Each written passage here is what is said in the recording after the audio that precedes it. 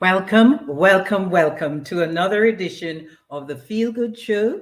Thank you for joining me today, and let's just ask the higher power to help us to bless this program and to help us to benefit as much as possible from it.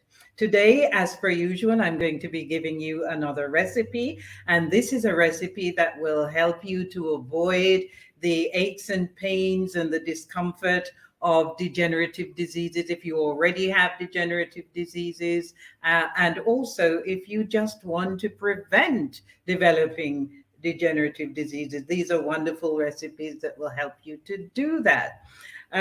Just so you know, the format of the show is that I do this. I introduce myself and introduce the show, and then I give you can work with me to do the recipe that I'm going to do for you today. Then I will taste it to just to verify that it does taste good. And I go into a presentation today. I'm going to be talking to you about vegetarianism in children. I know I mentioned I did some programs, a couple of programs not too long ago on children's health, and this is just an extension of that. Okay, so I've given you the format that's the second part of the format. Then after that, I'll taste the food, like I said, and then we will have a short meditation before I close the show. By the way, every week I offer you the opportunity to get in touch with me so that I can give you the ingredients of next week's recipe. And that way you can follow along with me as I work on the recipe. You can follow along with me and send me messages if you find that you're having difficulty with anything. People like to do that, so I offer you that opportunity to do that. And if you want to get the recipe, you can go to the link in bio on Instagram and click on the request recipe tab, and I will send you or request ingredients. I'm not telling you what the recipe is. I'm going to let you guess what it is. So I'll send you the ingredients so that you can gather them together and join me in preparing the food each week.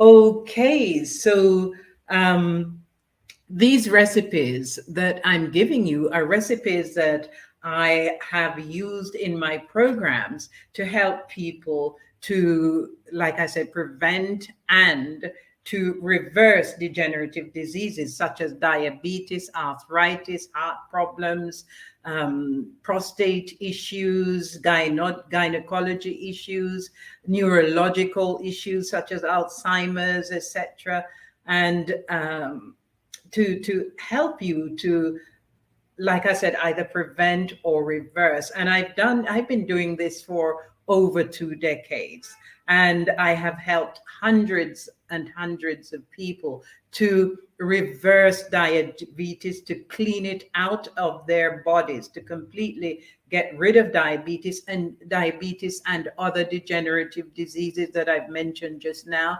and to help them to live a life completely free of disease, to teach them how to do that.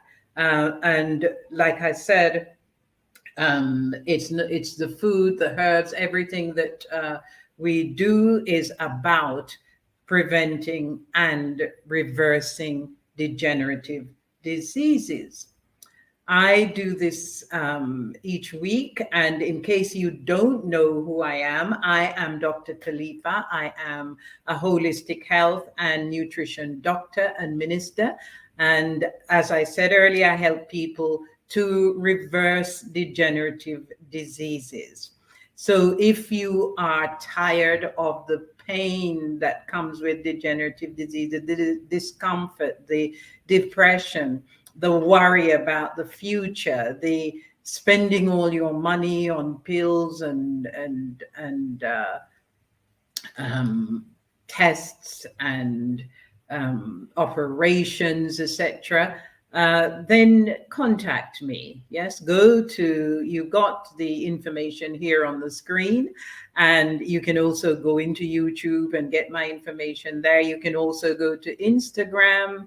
I don't think it's showing on Facebook at the moment, but you can go to Instagram, click on my link in bio, and you'll see a list of all the things. There's also my books, which are available. I've got two up there and one which is just about to be published. So that one will be up there as well. Those two are really books about food, and food that will help you. Some of these recipes that I do here, but you'll find them really interesting and really extremely healthy for you.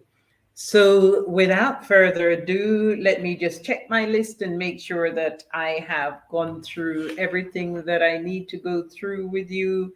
Yes, I've done that. So remember to like, subscribe, and share. Okay, like, subscribe, and share for me. I really do appreciate that.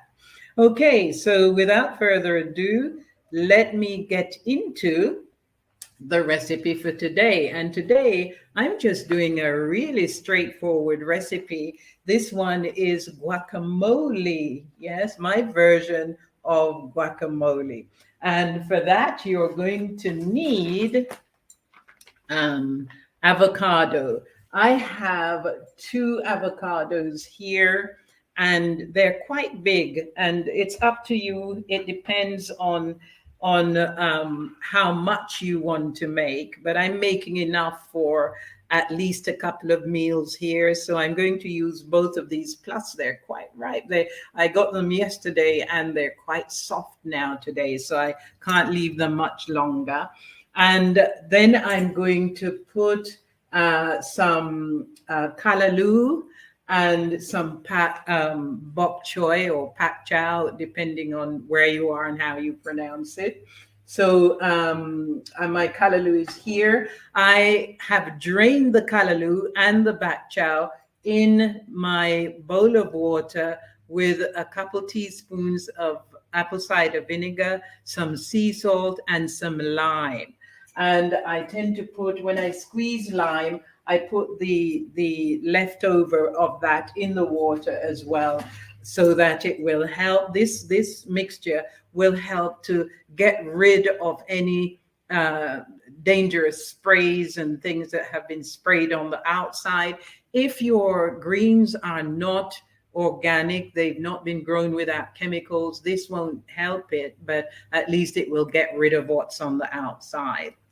Okay, so apart from that, I've got a bowl here, about half a bowl of scallion, and about half a bowl of chopped tomatoes.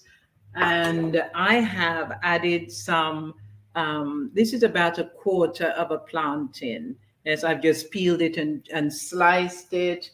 And I've also got onions, a normal yellow onion, or you can use the red onion if you choose. Let me get this open. And I've put about 4 or 5 cloves of garlic, which I've chopped up really fine. If you've got the garlic crusher, that's even better.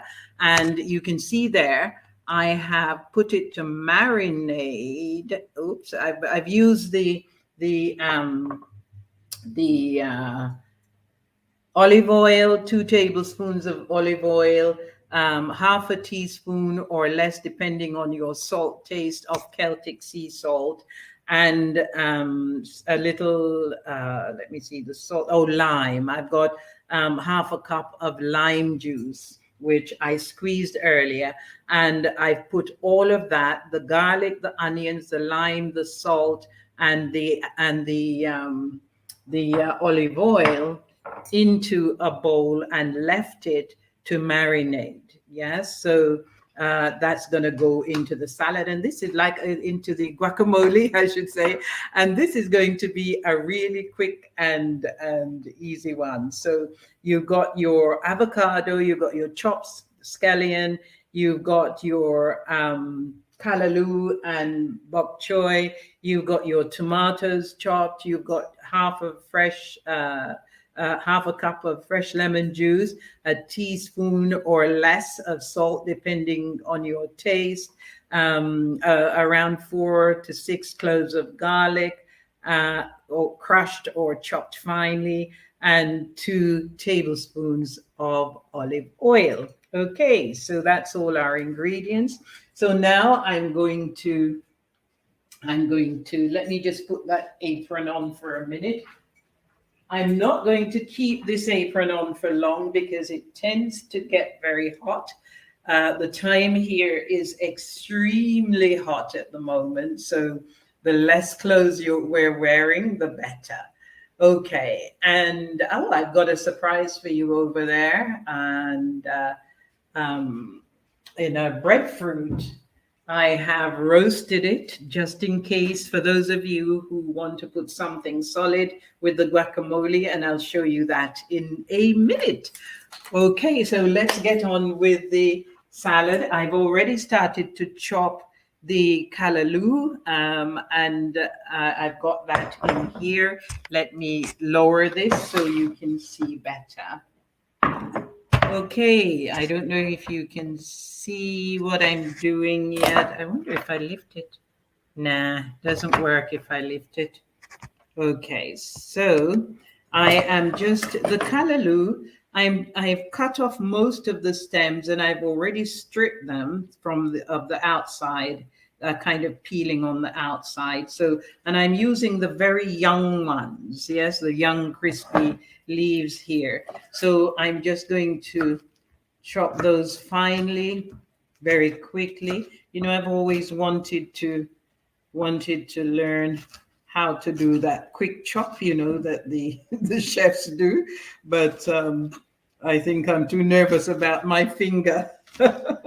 Okay, what I do when I buy the callaloo, and the bok choy as well, actually, I make sure that they have been chewed by insects.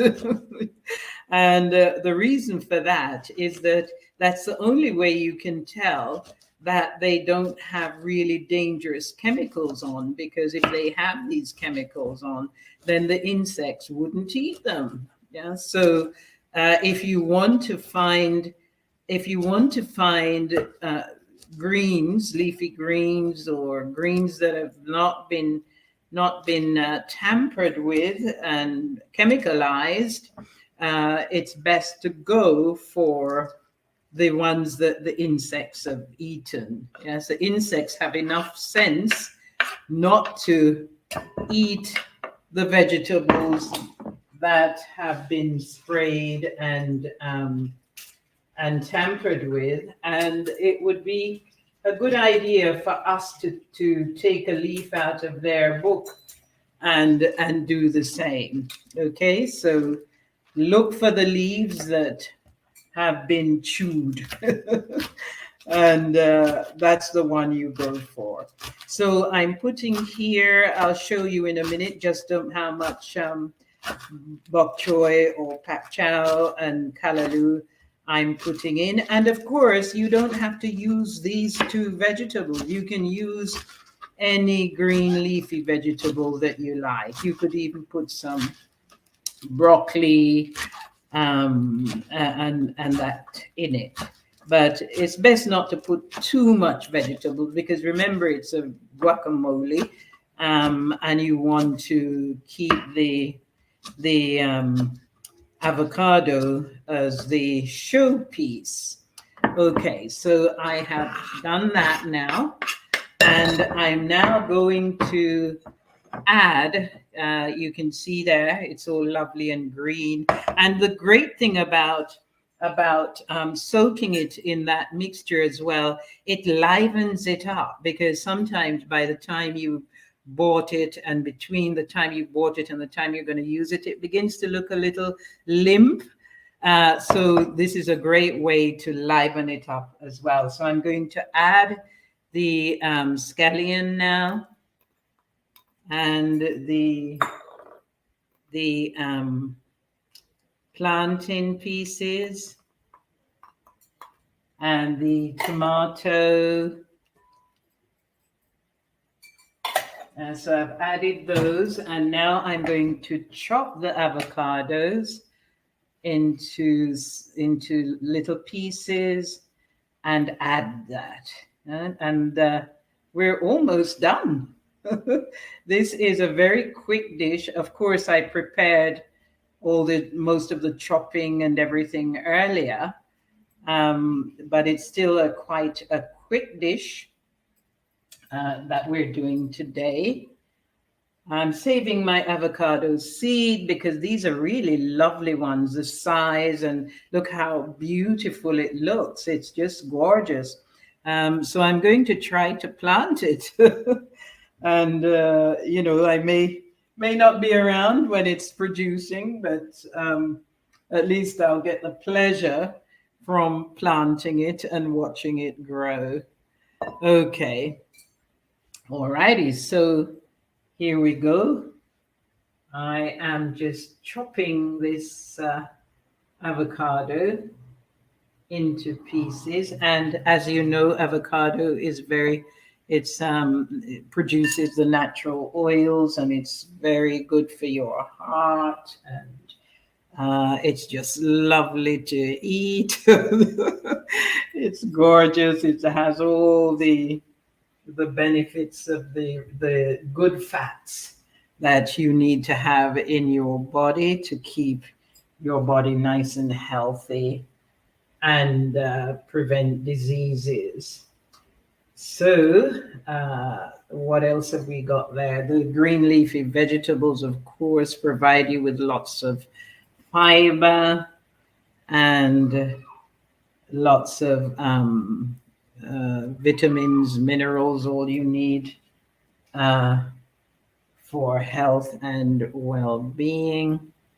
Okay, so let's put the rest of actually there's quite a lot. These are huge avocados. So I am going to just put another half in. So here we go. This one's got a little bruised, so I'm going to leave the bruised bit and just use the top half of it. Okay, so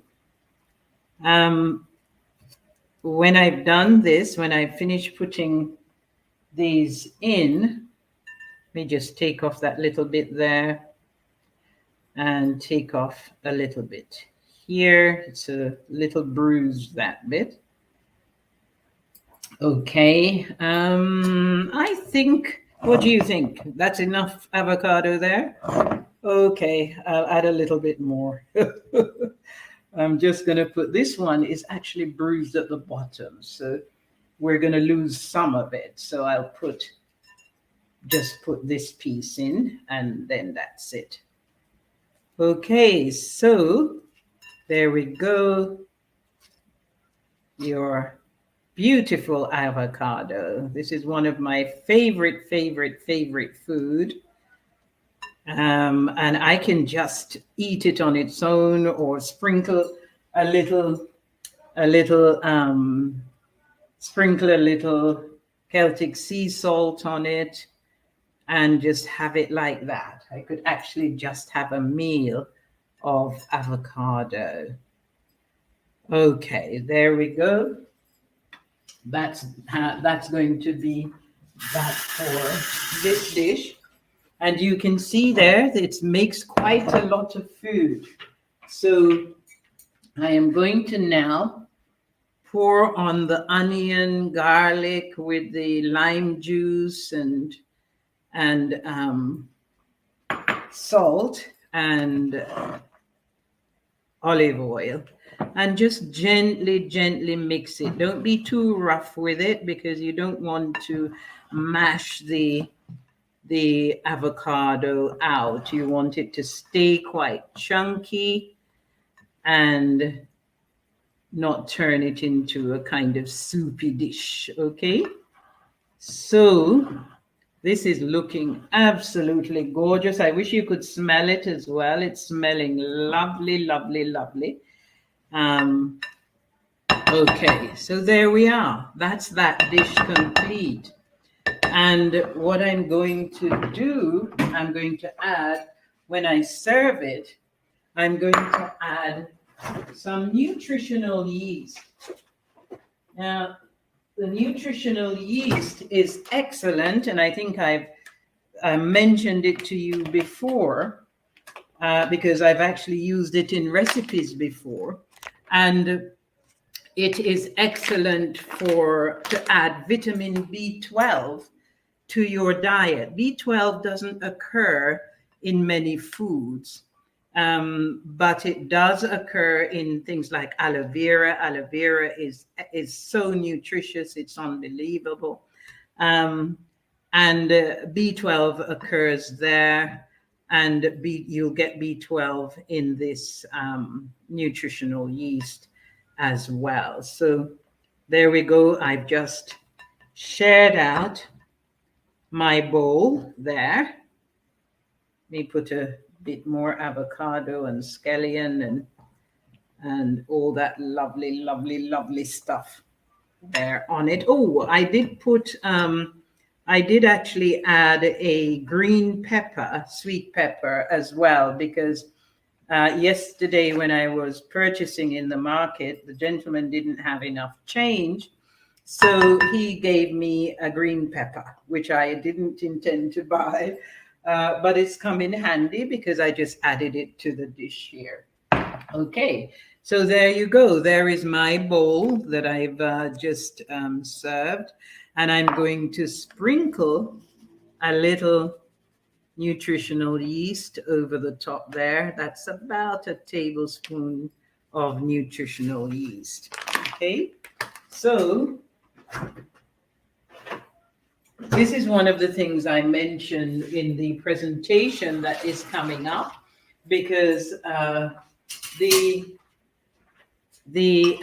I said, you have to make sure that your children are taking in vitamin B12, as it doesn't occur in a lot of places. It's not, it's not a tragic thing. It's not a huge problem, but if they're vegetarian, it could, if their diet is not as full as it should be, it could cause an issue. But you just need to make sure that they're getting some. Yeah. Okay. So here I am back again, and I made a drink. And this is just my big glass as per usual. This is just lime juice, and I've sweetened it with some agave, which I'm sure you're familiar with. I've sweetened it with this agave, and it's just lime juice and agave, just very simple and straightforward. And lime juice is excellent for cleaning the palate after you've eaten.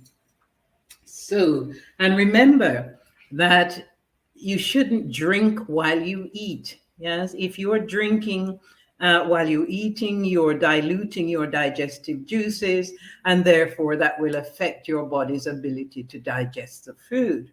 So I would say leave your drink for 45 minutes, half an hour, 45 minutes before you start eating, or make sure that you leave it for at least half an hour, 45 minutes after you've eaten to drink your drink. So even though I've taken my drink out of the fridge, I'm not going to drink it straight away after I've eaten.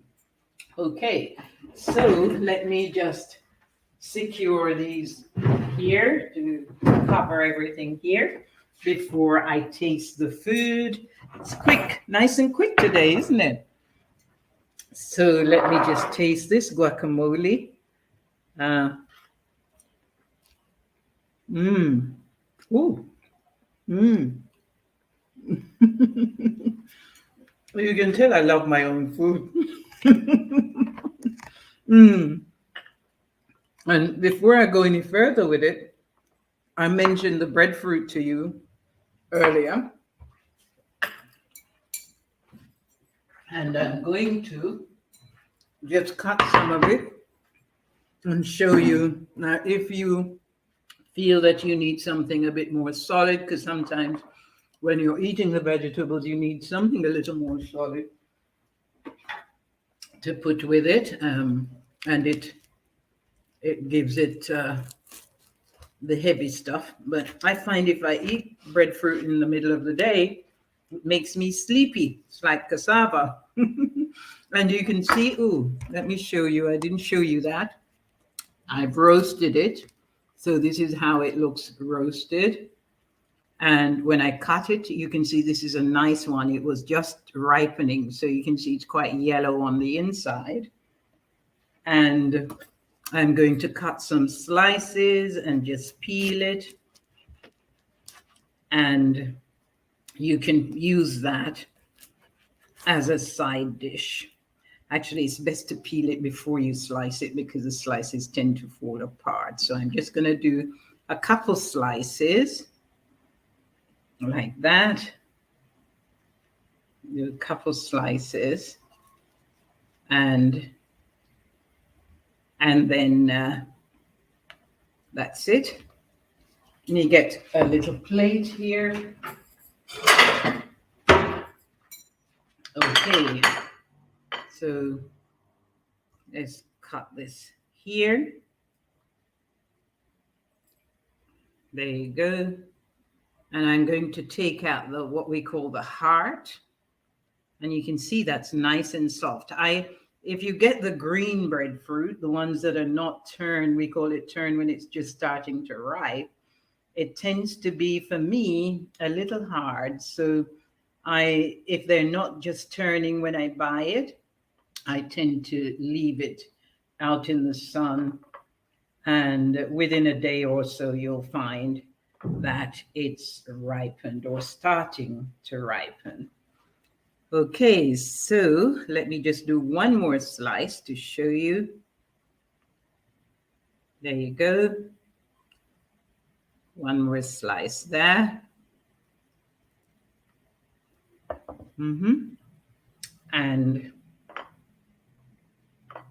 there you are. So we have, to go with it, if you choose. Of course, you don't have to do that if you're going totally raw. You don't want to have the roast breadfruit. But if you're doing the 80-20, 80% raw and 20% cooked, if you choose to, then having your breadfruit next to it would help if you want to have it really, really filling. But most times I find that the raw meals, once you get used to having them, tends to be filling because your stomach doesn't expect the heavy food. So you tend to, you find that it tends to be quite filling. Okay. All right. Let me get on with the other part of the presentation. Let me just taste the breadfruit first. Hi.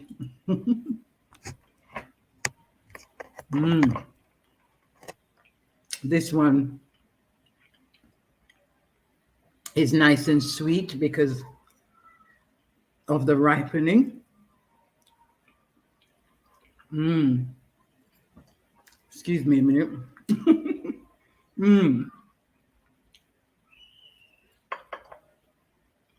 I'll be with you in 1 minute. And I can taste all the flavors. The great thing about eating raw, excuse me, you shouldn't really talk while you eat. That's also not good for digestion because you're breathing in. But I just have to taste this before we move on. Mm. What was I saying? Mm. You taste all the flavors in the food when it's raw. When you cook out the flavors out of the food, what you're tasting is the flavor of the sweetening, of the seasoning, not the food. Okay, let me move on to the presentation. Let me just wash this down a little. A sip.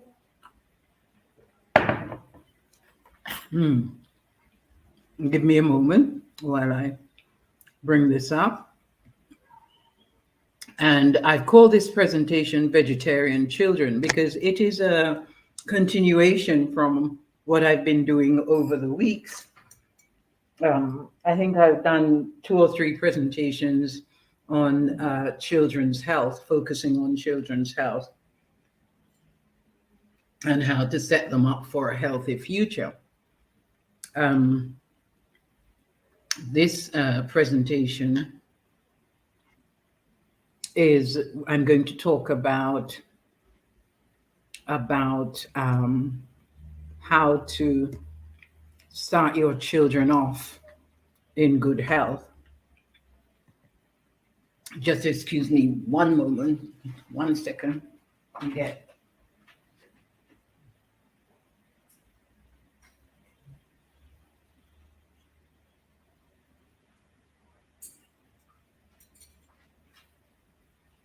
Okay, here I am.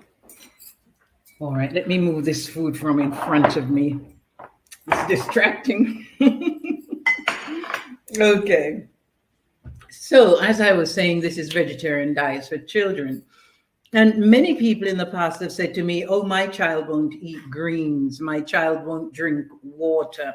My child will only drink sodas.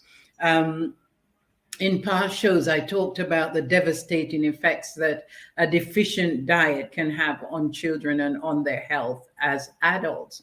Now, sodas are one of the most dangerous things that you could give to your children. And parents who are not aware of that don't realize that they're damaging their child by giving them these sweet sodas all the time. They're setting them up for problems with their kidneys in particular, and just in general, their health. I also mentioned that it's best to set habits early, even before birth, even before conception. If you get your health in order, then your eggs, mother and father's eggs, will be healthy. And then when you're pregnant, both of you were pregnant, not just the female, both of you need to be healthy. And you need to be eating healthy. You need to be giving the child inside the womb all that it needs to come out healthy.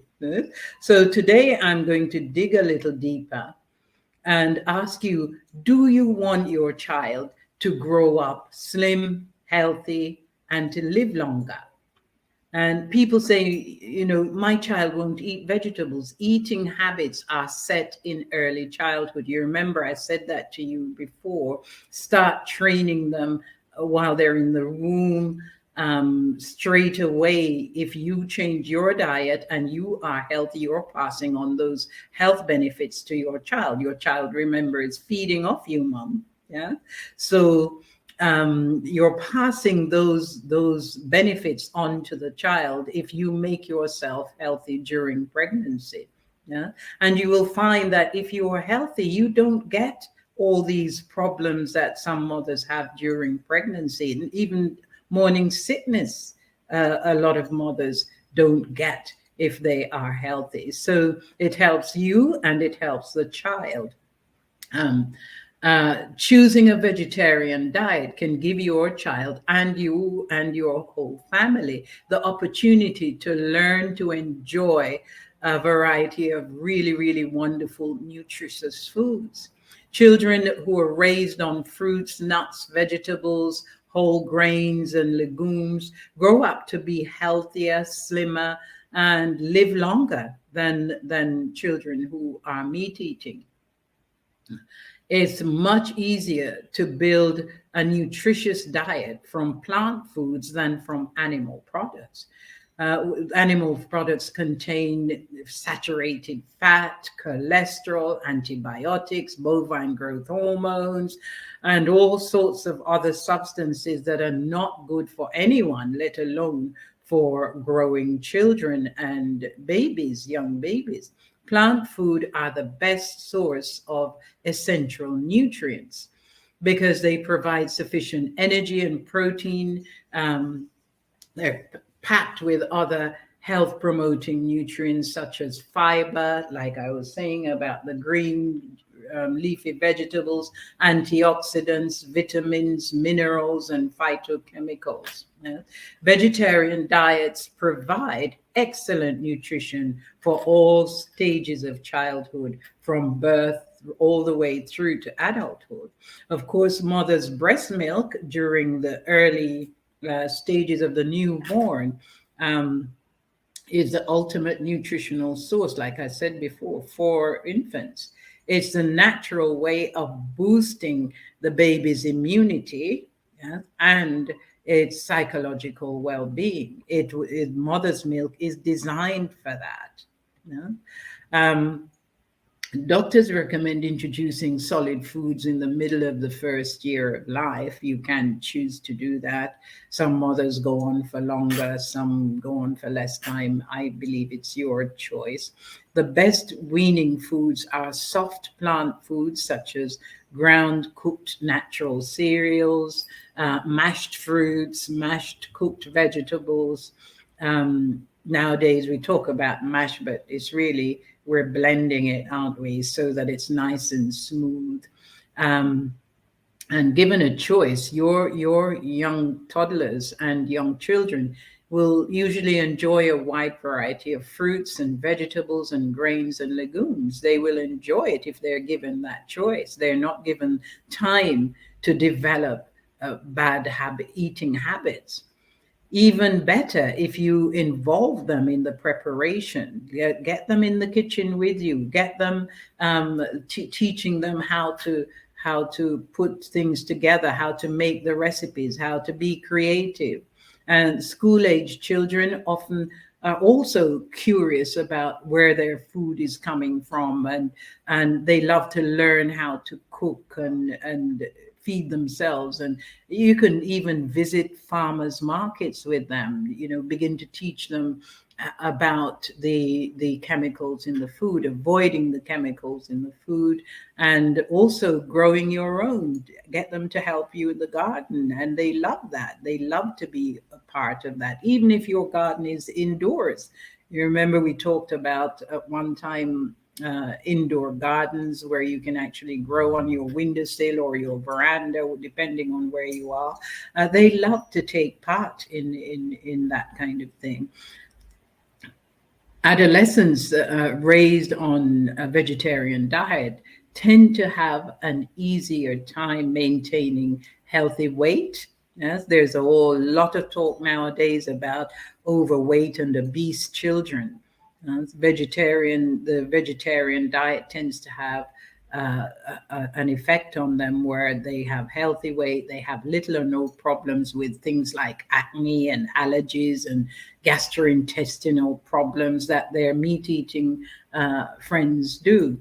Some studies suggest that the growth of vegetarian children is more gradual than that of non-vegetarians. In other words, vegetarian children tend to grow a bit more slowly at first, but then they catch up later on. When heights and weights for vegetarian children are comparable later on, when it's comparable to it becomes comparable to those of the meat eaters. So it seems as though that's the way it was designed to be, that they grow more slowly at first and then they catch up. And interestingly enough, the breastfed babies also grow more slowly at first, and then than the bottle-fed babies. Um, and that somewhat less rapid growth during the early years is thought to decrease disease risk later in life. So it appears that the natural way for the children to develop is more slowly at first, and then it speeds up a bit later. And when they grow rapidly, when they're not on the breast, when they're not breastfed, and they grow more rapidly, that makes them more susceptible to disease, the risk of disease later in life. On the other hand, yes, diets rich in animal proteins, found in meat, eggs, and dairy products appear to reduce the age of puberty. Um, there were some studies done into the year 2000 at the Harvard School of Public Health, which found that girls who consumed higher levels of animal protein compared to vegetable proteins between 3 and 8 years of age start their menstruation much earlier than ordinarily. It's possible that nature may have designed the human body that way, like I said earlier, to grow up more gradually, to reach puberty later, and to last longer than most people raised on the meat eating diets. In a 1980 study in Boston, researchers measured the IQs. And remember, I mentioned this earlier, that researchers shown that the IQs of vegetarian children measured against children who were on non-vegetarian diets. On the intelligence testing, the children were considerably above average, the ones who were vegetarian, um, than the children who were non-vegetarian. Um, they say that the diet may, well, they were testing for diet, so I don't see why the diet wouldn't be the reason why they are found to be more intelligent. And this is something I mentioned in one of the presentations I've given on children's health as well earlier, that the research has shown over and over that their IQ is higher, considerably higher, when they are eating vegetarian. This shows that animal products do not contain anything that supports brain development in our children. The most important thing to remember is that lifelong dietary habits are established at a young age, at birth, at conception, yeah, as early as possible. Children who acquire a taste for chicken nuggets, for things like French fries and pizzas and roast beef and all these different meats, pork, and all of this. They are the cancer patients of the future. Yes, the cancer patients, the heart patients, the diabetes patients of the future. Children who are raised on whole grains, vegetables, fruits, and legumes will have a lower risk of heart disease, stroke, diabetes, cancer, and all these degenerative diseases, and many obesity related illnesses compared to their counterparts who are raised on the average American diet, or the SAD diet. Yeah? Because of this, they'll also tend to live longer. Okay, infants. In infants, the complex carbohydrates found in whole grains, beans, and vegetables provide the ideal energy to fuel a child's busy life. Cultivating a taste for brown rice, whole grains, breads, and pastas, rolled oats, and corn, as well as the less common grains like barley, quinoa, millet, and others, will boost the fiber and nutrient content of a child's diet. In addition, if you steer your children away from sweets, from sugary drinks like these sodas, highly processed baked products and overly sweet cereals at an early age. Do not give it to them. It will help them to avoid overeating and gaining weight later on. And the children will not develop a taste for these things if you don't start them off on it, if you don't give it to them. Naturally, children need protein to grow, but they do not need high protein. People tend to, there's a myth about protein where people tend to think that you have to just fill up yourself with loads and loads of protein and animal based foods. That is not true. And I'll talk about the protein myth another time. Many people are unaware that a varied menu of grains, beans, vegetables, and fruits supply plenty of protein. Protein deficiency is extremely unlikely on a diet of a variety of plant foods. Very young children may need a slightly higher fat intake than adults do. Healthier fat sources include avocados, like you saw, I just put together in the guacamole. It includes soybean products and nut butters, vegetable hot dogs, peanut butter, jellies, jellies, seasoned veggie burgers, avocado chunks in salads, as I've just said, for example, are very good sources. And nuts, of course, don't forget your nuts. The need for fat in the diet should not be taken too far. Don't overdo it. In the US, children often have fatty steaks in streaks in their arteries. And this is actually the beginning of heart disease as children. So before they finish high school, they begin to develop heart disease without realizing it. In contrast, in countries where children traditionally grow up on diets much lower in fat, they have fewer problems with diabetes, heart disease, obesity, and other chronic diseases. You'll want to make sure also that your child's diet includes a regular source of vitamin B12. You don't have to go too wild on that either. It's needed for healthy blood and nerve function, and deficiencies are rare, so you don't need to go too wild, but do, like I said, look for sources of B12. And I just put some on my guacamole there. I put the let me just show it to you again.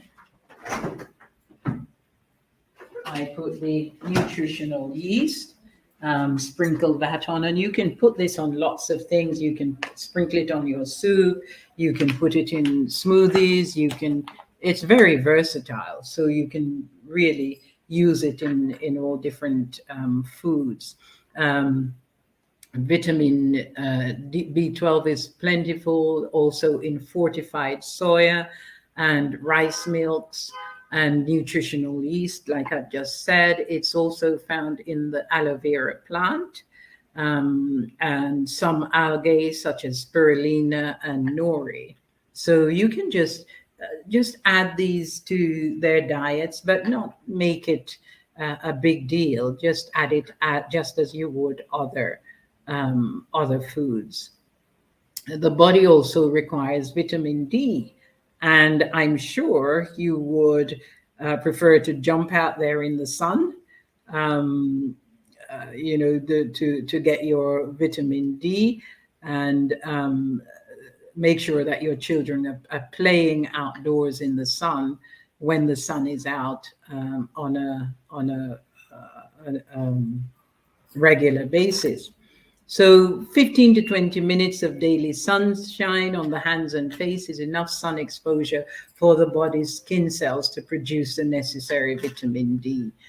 Children in parts of the world with diminished sunlight may need vitamin D found in multivitamin supplements or fortified non-dairy milks to help, because the they're very likely not getting enough sunshine to create the vitamin D. For calcium, beans, dried figs, sweet potatoes, green vegetables, including things like the callaloo and the pak choy that I use today, kale, broccoli, mustard greens, all of these things are excellent sources of calcium. Fortified soya milk and rice milk and calcium fortified juices provide a great deal of calcium as well. I think I touched on it in one of those other videos. And milk does not give you all the calcium you need. Cow's milk does not give you, apart from all the other problems, it does not give you. So I'll mention a little bit more about that in a minute. So the fortified soya milk, rice milk, and you've got other milks like almond, etc. In addition, eating lots of fruits and vegetables, yes, excluding animal proteins, and limited salt intake, all will help the body to retain. And when I talk about salt, remember, do not use the table salt. You're using sea salt. Yes? So make sure the best one, and the one that I really like, is the Celtic sea salt, this here, and the Himalayan salt. But if you don't have that, just use sea salt, not the table salt. Growing children also need iron, found in a variety of beans and greens and leafy vegetables again. The vitamin C in vegetables and fruits enhances absorption, especially when it's eaten together with iron-rich foods. Cow's milk, as I mentioned before, is not all that it's made out to be. It's very low in iron and can induce a mild chronic blood loss in the digestive tract, which can reduce iron and cause an increased risk of anemia.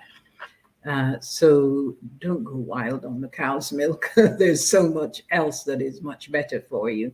Again, the best food for newborns is the breast milk. When breastfeeding is not possible, commercial soy formulas are nutritionally adequate. There is no need for infants to be raised on cow's milk formulas. So in addition to containing colic-inducing proteins that affect many children, cow's milk is a common cause of allergies. And I can attest to that because many people have come to me over the years with their children with colds and allergies and all these things that they couldn't possibly find ways to get rid of. The children are constantly getting colds. They're constantly getting more and more allergies, piling onto allergies. And I just tell them, if you're giving your child cow's milk, cut it out. And as soon as they cut it out of the child's diet, the child is as healthy as any other vegetarian child. So you may also be aware that immune responses to milk proteins are implicated in insulin-dependent diabetes, yeah, and even in sudden infant death syndrome. So be careful with that cow's milk. It's just not necessary.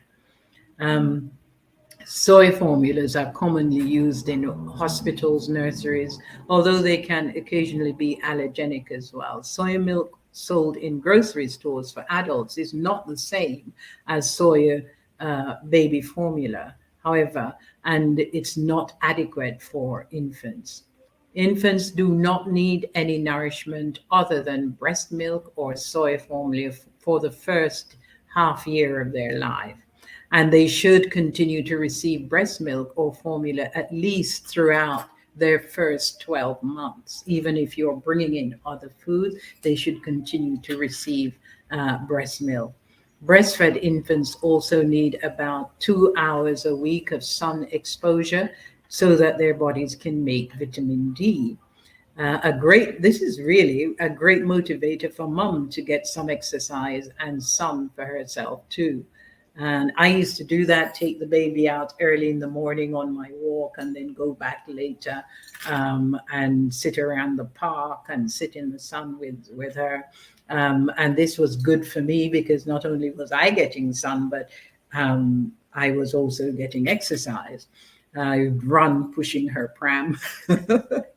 um, some infants, especially those who are like us, we're dark skinned or who live in cloudy climates, may not make enough amounts of vitamin D.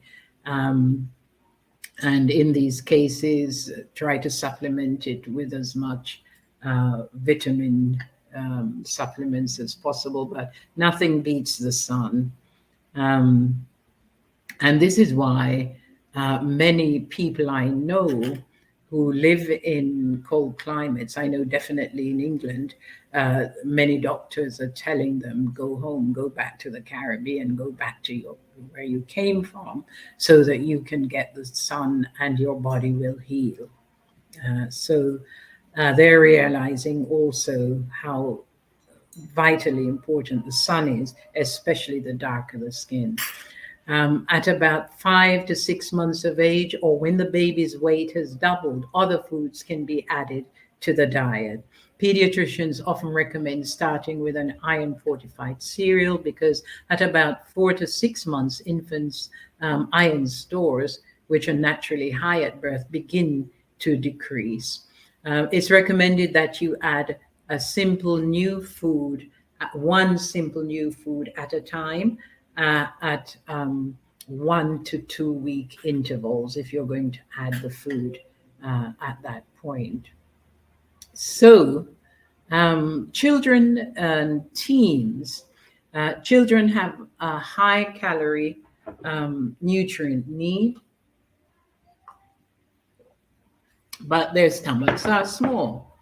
So you can include some less bulky foods that like refined grains and fruit juices, and limit the juices. Don't go overboard with the juices, since children may fill up on them because of the sweetness of the food.